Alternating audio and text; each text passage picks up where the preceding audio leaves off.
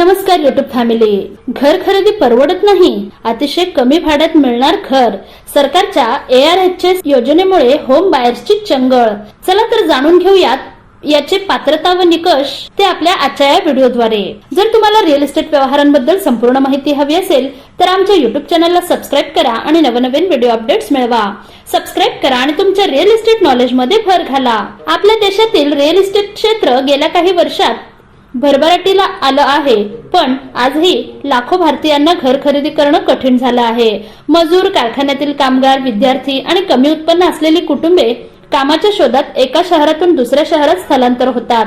अशा लोकांसाठी स्वतःचं घर घेण्यापेक्षा सुरक्षित आणि परवडणारे घर भाड्याने घेणे अनेकदा अधिक फायदेशीर ठरते. लाखो लोकांच्या या समस्येवर मात करण्यासाठी सरकारने परवडणारे भाडे तत्वावरील गृहसंकुल म्हणजे अफोर्डेबल रेंटल हाऊसिंग कॉम्प्लेक्स ही योजना सुरू केली, जी लोकांना स्वस्त आणि चांगली भाड्याची घरे उपलब्ध करून देते. नोकरी, शिक्षण किंवा इतर कारणांमुळे काही काळ किंवा दीर्घ काळासाठी भाड्याने घर शोधत आहेत अशा लोकांसाठी ही योजना कामाची आहे.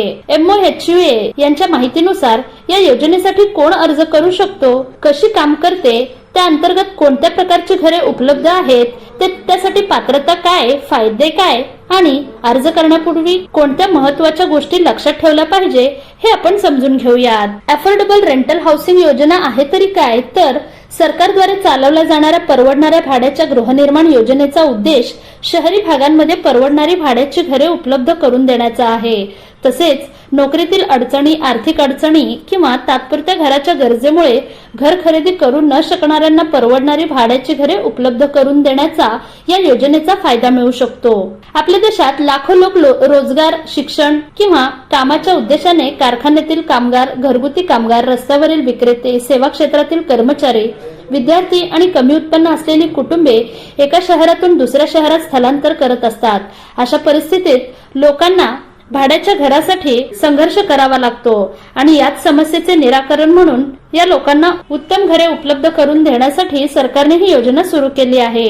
यासाठी अर्ज कोण करू शकतं, तर शहरी स्थलांतरित कामगार, कारखान्यातील कामगार, आर्थिकदृष्ट्या दुर्बळ आणि कमी उत्पन्न असलेली कुटुंबे, आपल्या मूळ गावापासून दूर काम करणारे कर्मचारी आणि इतर गरजू शहरी रहिवाशांसाठी प्रामुख्याने ही योजना सुरू केली आहे. पण या योजनेतील पात्रता सरकारी नियमानुसार ठरवले जाते. या योजनेअंतर्गत गरजेनुसार एक खोली, डॉर्मिटरीज, फॅमिली अपार्टमेंट्स आणि बहुखोल्या युनिट्स अशी विविध प्रकारची भाड्याची घरे पुरवली जातात. पण घराचा आकार आणि सुविधा प्रत्येक प्रकल्पानुसार बदलू शकतात. कशी काम करते ही योजना, तर या योजनेअंतर्गत सरकार 3 प्रकारे परवडणारी भाड्याची घरे उपलब्ध करून देते. पहिले, रिकामी सरकारी घरे भाड्याच्या घरांमध्ये रूपांतरित केली जातात. दुसरे, सरकार आणि खासगी विकासक संयुक्तपणे नवीन प्रकल्प विकसित म्हणजे PPP मॉडेल करतात. तिसरे, खासगी विकासक सरकारी नियमानुसार नवीन भाड्याच्या घरांचे प्रकल्प विकसित करतात. भाडेकरूंना कोणकोणते फायदे मिळतात, तर या योजनेअंतर्गत लोकांना परवडणाऱ्या भाडे दरात दर्जेदार आणि सुरक्षित घरे मिळू शकतात. यामध्ये कामाच्या ठिकाणाजवळ राहण्याची सोय, स्वच्छ परिसर, आवश्यक मूलभूत सुविधा आणि उत्तम राहणीमानाचा लाभही मिळू शकतो. पण प्रत्येक प्रकल्पानुसार वेगवेगळ्या सुविधा असू शकतात. या प्रकल्पासाठी कोणीही अर्ज करू शकतो का, तर एखाद्या व्यक्तीला या योजनेअंतर्गत भाड्याच्या घरासाठी अर्ज करायचा असेल तर सर्वप्रथम पात्रता तपासली पाहिजे. अर्ज करण्यापूर्वी उत्पन्न, रोजगार, घराची गरज आणि प्रकल्पाच्या पात्रतेच्या आवश्यकता पूर्ण करता यावी याची खात्री करा. यामुळे अर्ज करण्यापूर्वी कृपया अधिकृत नियम वाचा.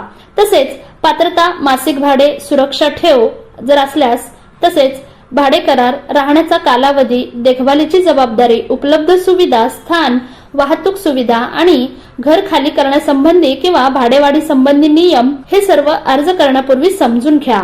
भाडे नंतर वाढू शकते का, तर या योजनेअंतर्गत भाडेवाढ नंतर होऊ शकते, जे प्रकल्पाच्या अटी व शर्ती आणि भाडे करारावर अवलंबून असेल. म्हणून करारावर सही करण्यापूर्वी भाडेवाढीचे नियम, देखभाल शुल्क, वीज आणि पाण्याच्या बिलांची जबाबदारी आणि घर खाली करण्याच्या अटी काळजीपूर्वक तपासा.